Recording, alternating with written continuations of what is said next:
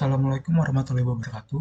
Mungkin di sini saya selanjutnya akan melakukan demo terkait website koperasi yang telah kami buat, yang telah kelompok saya buat.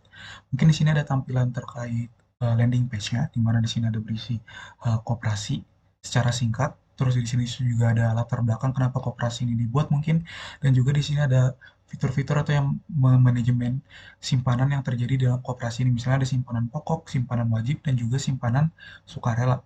Dan juga di sini mungkin terkait user interface dan juga yang ada di dalam koperasi ini. Dan juga di sini mungkin ada juga pelanggan-pelanggan yang kami yang menggunakan website koperasi ini.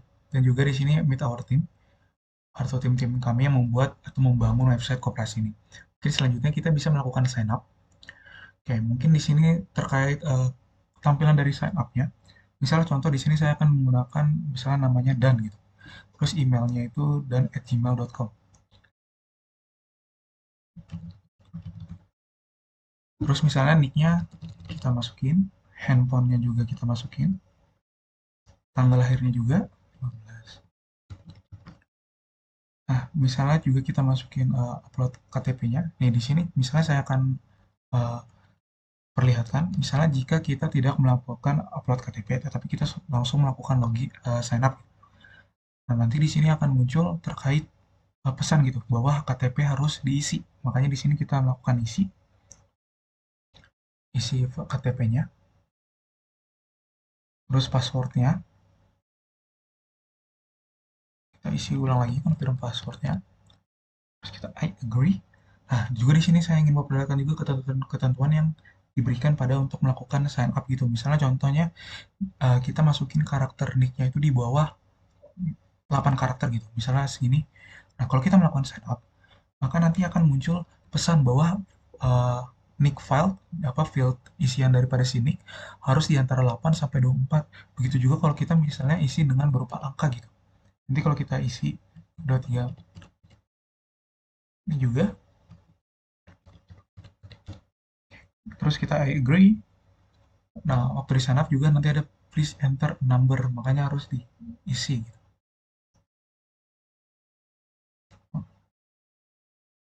Kayak gitu, makanya kita langsung coba untuk isi. Misalnya kita isi dummy ktp.jpg, terus kita isi secara isi nicknya, terus kita lakukan sign up. Nah, makanya ini adalah tampilan daripada si anggota bernama Dan. Tetapi kita lihat nih di sini statusnya not verified. Artinya apa? Artinya dia harus menunggu konfirmasi daripada si verifikasi si pengurus. Kenapa harus menunggu verifikasi? Karena kalau kita di sini ingin melakukan simpanan, nah ini harus waiting for verification. Otomatis kita harus menunggu si pengurus melakukan verifikasi kepada akun si anggota bernama Dan ini. Makanya itu kita misalnya masuk ke anggota si pengurus. Nah ini mungkin adalah tampilan dashboard daripada si pengurus, status pengurus, keuntungan. Mungkin hanya beda-beda tipis dengan dashboard daripada si anggota, tapi yang membedakannya di sini terlihat ada anggota aktif sama tidak aktif. Terus kita bisa masuk ke sini nih, manage anggota untuk melakukan verifikasi daripada si anggota yang telah melakukan pendaftaran tadi. Nah, ini kita bisa lihat nih, kita sebelumnya sudah pernah melakukan verifikasi daripada si anggota Nial dan juga Panda, tetapi si Dan ini kita belum melakukan verifikasi, makanya ada status anggotanya not verified. Jadi kita di sini untuk melakukan verifikasi, kita tadi tekan tombol data verifikasi anggota. Lalu untuk melakukan verifikasi di sini pengurus bisa melihat terlebih dahulu nih KTP-nya. Misalnya di sini KTP-nya bisa terlihat nih. Dan kalau misalnya menurut pengurusnya, oh KTP ini sudah sesuai gitu kan. Makanya di sini pengurus bisa melakukan approve untuk melakukan verifikasi kepada si anggota bernama si Dan ini. Kita lakukan approve. Nah, jika approve kita kembali lagi ke daftar anggota.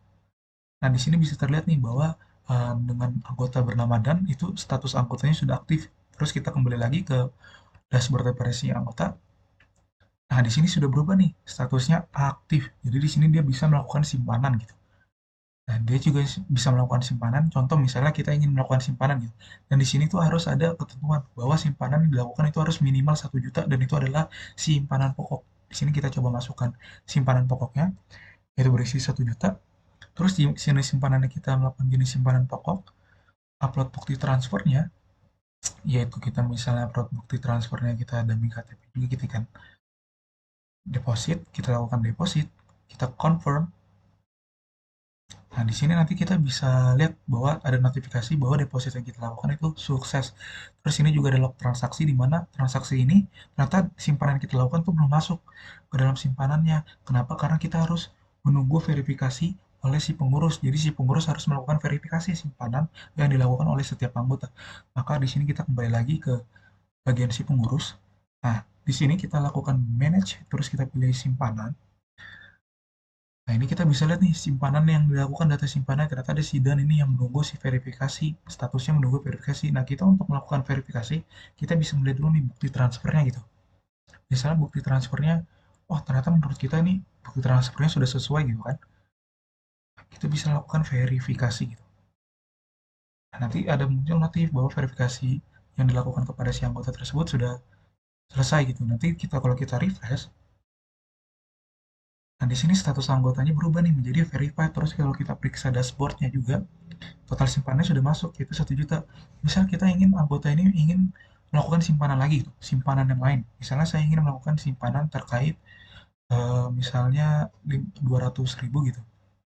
Saya ingin masukkan simpanan untuk wajib misalnya di bulan Juni gitu kan. Karena setiap anggota harus wajib untuk melakukan simpanan wajib setelah dia melakukan simpanan pokok. Misalnya kita upload bukti transfernya. Misalnya di sini dummy KTP juga sebagai bukti transfernya. Nah, kita ini sudah ada confirm untuk mengkonfirmasi bahwa kita sudah melakukan simpanan atau akan melakukan simpanan. Nah, nanti di log transaksi ini akan juga muncul seperti tadi, bahwa statusnya menunggu verifikasi di mana si pengurus akan melakukan verifikasi kepada status simpanan daripada si anggota. Jadi kita kembali lagi ke akun si pengurus, kita lakukan refresh, dan di sini kita lihat nih bahwa status menunggu verifikasi daripada si anggota dan itu tadi sudah muncul dan kita juga bisa melihat bukti transfernya. Dan mungkin kalau kita menurut kita ini bukti transfernya sudah sesuai, kita tinggal lakukan saja verifikasi. Nanti akan muncul notif dan kita kembali lagi ke si anggota dan nah kita bisa lihat nih di log transaksinya bahwa statusnya verified dan juga kalau kita melihat di dashboard, nah total simpanannya sudah update yaitu dari 1 juta tadi 1.200.000 sekarang kita melakukan simpanan sebesar 200.000 pada simpanan wajib maka total simpanannya menjadi 1.200.000. Misalnya kita ingin melakukan simpanan sukarela gitu, misalnya kita ingin melakukan lagi simpanan sukarela misalnya sebesar 320.000 gitu. Terus kita ini simpanannya jenis simpanannya sukarela di bulan misalnya Juni lagi, misalnya kita masukin data transfernya itu yang lain gitu, bisa upload uh, filenya gitu, misalnya kita upload file yang ini, kita deposit lagi, lalu kita confirm. Nah, sukses, depositnya sukses. Nah, di sini muncul lagi log transaksinya bahwa menunggu verifikasi. Kita kembali ke akun si pengurus, kita refresh.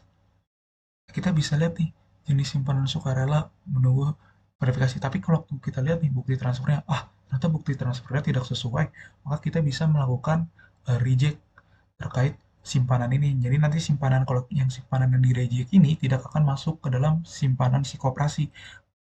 Dan anggota tersebut yang di reject harus melakukan simpanan ulang. Jadi misalnya kita reject, nanti ada notifikasi bahwa melakukan reject kepada si anggota telah berhasil. Nanti kita bisa lihat nih di anggota tersebut di dashboard tampilan anggota, kita refresh. Nah, di sini statusnya reject. Jadi si anggota ini juga bisa dapat konfirmasi, bisa melihat, oh bahwa status saya reject. Dan juga kalau di dashboard kita lihat, nah total simpanan ini tidak terupdate karena tadi statusnya telah reject. Otomatis ini bisa memberikan atau memberitahu kepada si anggota bahwa dia bisa melakukan konfirmasi simpanan ulang. Nah, selain kita melakukan simpanan, kita juga bisa melakukan withdraw. Nah, di sini saya mencontohkan, mempraktikkan cara withdraw. Di sini kita bisa lihat nih, withdraw ini hanya bisa dilakukan tergantung dengan jenis simpanan dan jumlah simpanan yang dilakukan.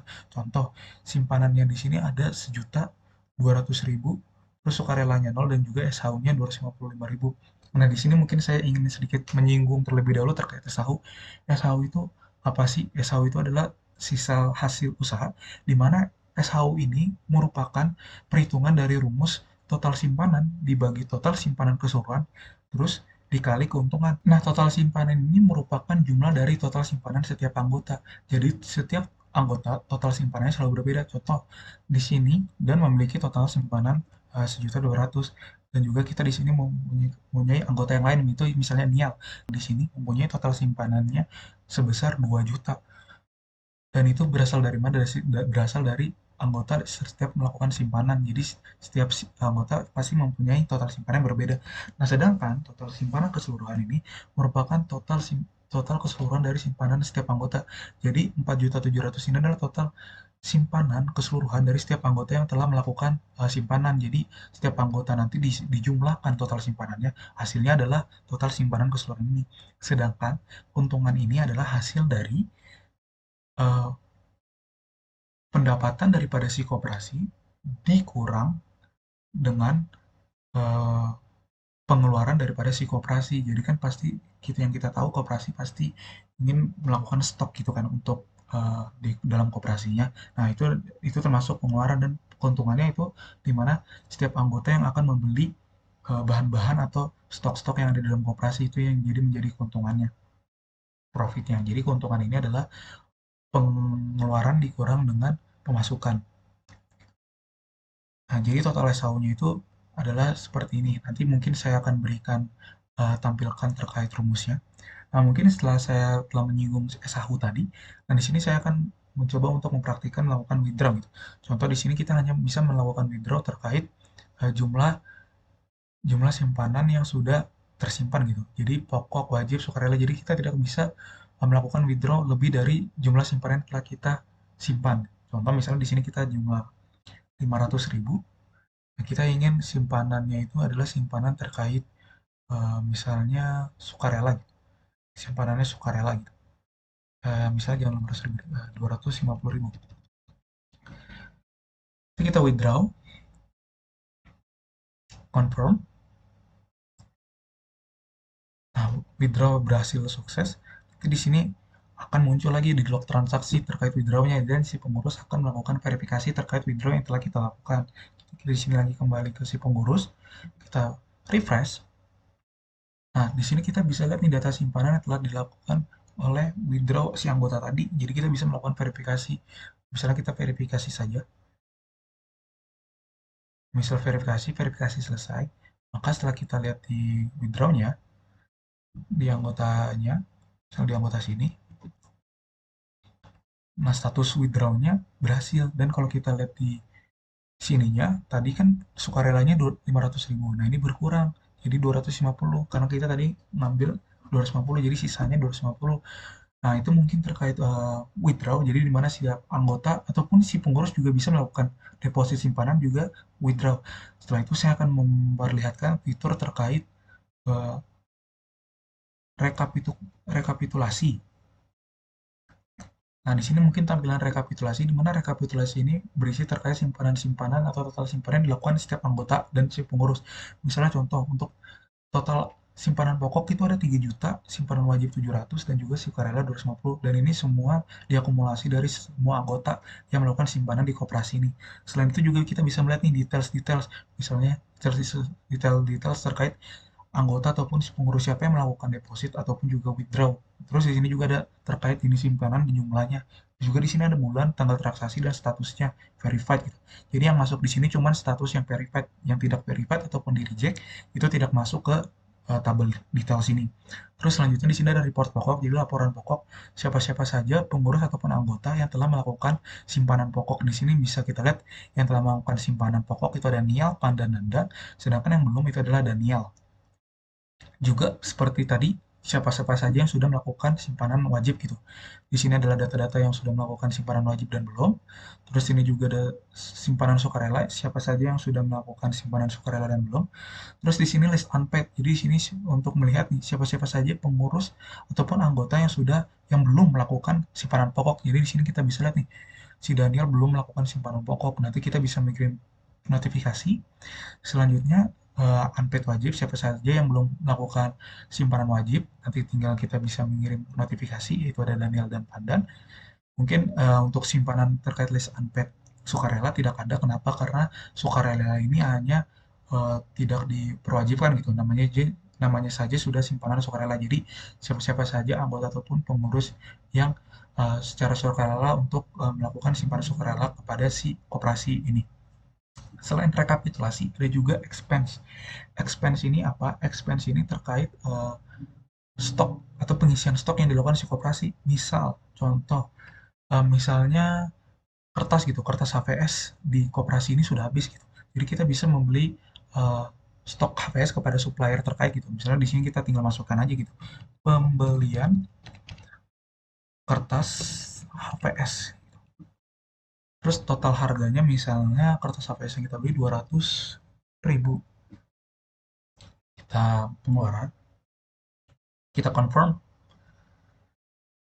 Nah, nanti di log aktivitas akan muncul nih terkait aktivitas-aktivitas apa aja yang koperasi lakukan. Misalnya contoh sebelumnya dia pernah pembelian seragam untuk pengisian stok di koperasi tersebut sebesar 2 juta dan juga tadi barusan kita melakukan aktivitas pembelian kertas HVS sebesar 200.000. Nah, setelah kita bisa juga mengisi stok, kita juga bisa menginputkan aktivitas yang dilakukan oleh setiap anggota koperasi. Jadi misalnya anggota koperasi membeli stok yang ada di koperasi, misalnya dia membeli kertas HVS ataupun seragam yang ada di koperasi tersebut. Nah, dan saya mungkin sedikit reminder terkait input activity ini hanya bisa dilakukan oleh pengurus. Anggota tidak bisa melakukan input aktivitas. Jadi yang bisa melakukan input activity terkait pembelian di koperasi itu hanya si pengurus untuk input activity di setiap anggota. Jadi kita ke manage anggota, terus kita view. Nah, untuk view ini kita bisa melihat juga data-data daripada si anggota. Jadi kita bisa melihat si anggota, terus kita bisa melihat total SHU si anggota tersebut. Kita bisa melihat nih SHU daripada si anggota Nial itu sebesar 314.000. Terus total simpanan juga 1.750. Terus kita juga di sini bisa melakukan deposit dan juga withdraw terkait anggota setiap anggotanya. Terus ini kita juga bisa melakukan input activity yang tadi saya ingin tunjukkan ini. Jadi input activity ini kita bisa melakukan kira-kira anggota tersebut pernah membeli atau beraktivitas untuk membeli barang yang ada di koperasi. Misalnya contoh si Nial ini pernah sebelumnya membeli terkait HVS tadi. Misalnya kertas HVS satu rim gitu. HVS satu rim. Misal harganya dia beli tuh 150.000. Kalau kita pemasukan, kita masuk, terus kita confirm. Nah, nanti ada muncul notifikasi bahwa input activity-nya sukses dan kita lihat nih di sini adalah transaksi uh, terkait yang pernah dilakukan oleh si anggota Nial ini saat melakukan simpanan. Juga di sini aktivitas juga kita bisa melihat nih aktivitas yang pernah dilakukan si Nial ini. Ternyata si Nial ini sebelumnya pernah melakukan pembelian seragam nih sebesar 2,5 juta dan juga kertas HVS satu rim yang baru kita inputkan tadi sebesar 150.000. Nah, dengan begini nanti kalau kita periksa di dashboard keuntungannya akan berubah, yaitu jadi 950.000. Itu keuntungannya berasal dari pengeluaran dikurang oleh dengan si pemasukan tadi. Dan juga otomatis SHU anggota juga berubah. Kalau kita cek di sini, SHU anggota juga berubah. Nah, selain activity yang kita bisa inputkan, kita juga bisa melakukan nonaktif kepada si anggota yang mungkin tidak aktif lagi. Kayak tadi tuh, kita bisa lihat di manage anggota, terus kita view, misalnya kita ingin view si pandan gitu. Kita view, terus kita nonaktifkan gitu. Misalnya dia karena sudah tidak aktif lagi di koperasi tersebut, kita tinggal nonaktifkan anggota. Nah, itu sudah ternonaktifkan. Kita tinggal masuk saja ke si anggota si bernama Pandan. Nah, kita masuk ke dalam Pandan. Kita lihat ini di sini statusnya sudah tidak aktif karena tadi kita sudah melakukan nonaktif kepada si uh, anggota tersebut oleh si pengurus. Kita juga di sini selain itu kita juga ada di sini ada fitur helpdesk di mana helpdesk ini terkait misalnya kalau si anggota ataupun si pengurus ingin memberikan saran, komplain ataupun feedback terkait koperasi ini. Misalnya contoh forumnya ini saya misalnya create post di sini misalnya terkait nonaktif akun tadi. Misalnya subjeknya eh, nonaktif akun. Misalnya di sini topik message-nya kenapa saya dinonaktifkan. Nah, misalnya di sini kenapa dia topik message-nya kenapa saya dinonaktifkan padahal misalnya contoh si anggota ini masih dalam termasuk anggota koperasi tapi kenapa dia dinonaktifkan gitu ya. Misalnya submit, kita submit, nah, nanti akan muncul nih di sini topik listingnya di sini nih terkait kira-kira topik-topik apa yang pernah dilakukan oleh si anggota ataupun si pengurus. Contoh nanti kita tinggal masuk si pengurus, kita masuk ke si Helpdesk, terus forum. Nah, ini ada tampilannya, kita masuk ke forum, ini ada tampilan forumnya. Terus kita kita pilih yang tadi nonaktif account, kita bisa lihat nih nonaktif akun. Ternyata si Pandan ini kenapa saya dinonaktifkan? Misalnya ini dinonaktifkan karena mungkin dia melanggar peraturan di koperasi tersebut. Misalnya Anda melanggar peraturan koperasi gitu. Karena selalu telat membayar simpanan gitu kan. Nanti kita submit reply. Nah, nanti jawabannya terreply di sini. Nanti si pengurus anggota terkait bisa melihat nih di sininya nonaktif account tadi kan dia sudah membuat. Nah, terus dia bisa melihat nih, oh, oh ternyata saya selalu terlambat dalam membayar simpanan. Di sini dia bisa membaca terkait reply daripada si pengurus tadi. Selain itu kita juga bisa melakukan edit. Edit ini apa? Edit ini untuk terkait kategorinya. Misalnya kategorinya saya misalnya reject gitu kan, atau subjeknya reject terus nonaktif account, kita update topik aja, nanti berubah gitu, nanti topik kategorinya reject gitu. Terus selain itu kita juga bisa melakukan delete daripada si topik, nanti tinggal kita pencet delete saja, ada muncul. Nah, nanti delete daripada si forum ini akan hilang gitu. Jadi kita bisa melakukan root yang pada forum yang kita tampilkan di sini. Mungkin itu sekian dari penjelasan terkait demo pada website koperasi kelompok kami. Mohon maaf jika ada salah kata. Wassalamualaikum warahmatullahi wabarakatuh.